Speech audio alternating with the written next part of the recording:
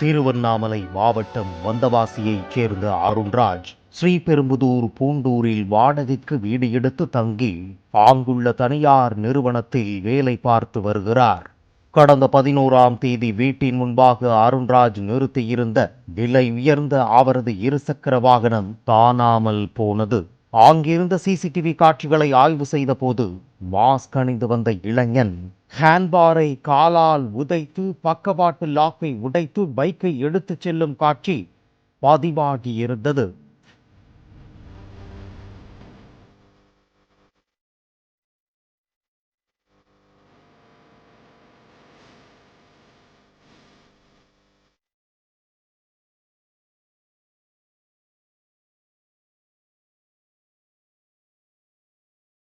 CCTV காட்சி பதிவுடன் ஸ்ரீபெரும்புதூர் காவல் நிலையத்தில் புகார் அளித்த அருண்ராஜ் அந்த வீடியோவை இன்ஸ்டாகிராமிலும் பதிவிட்டு பைக்கை கண்டுபிடித்து தருமாறு தனது நண்பர்களை டேக் செய்திருந்தார்.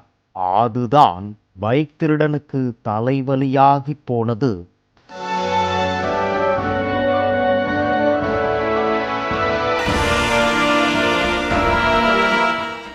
வீடியோ வெளியானதால் எங்கே சிக்கிக்கொள்வோமோ என பயந்து போன திருடன் மறுநாளே அந்த பைக்கை கொண்டு வந்து அருண்ராஜ் வீட்டு வாசலில் நிறுத்திவிட்டு சிசிடிவியின் முன்பாக கையெடுத்து கும்பிட்டு சென்றான்.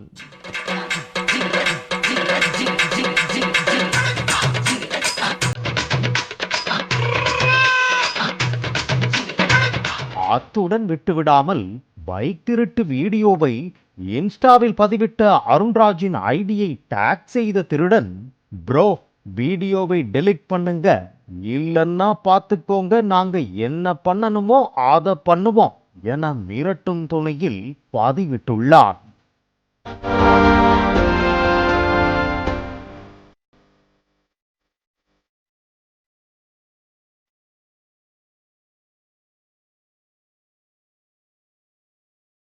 பைக் கிடைத்து விட்டாலும் அந்த திருடனை கைது செய்து போலீசார் நடவடிக்கை எடுக்க வேண்டும் என அருண்ராஜ் கேட்டுக்கொண்டுள்ளார்.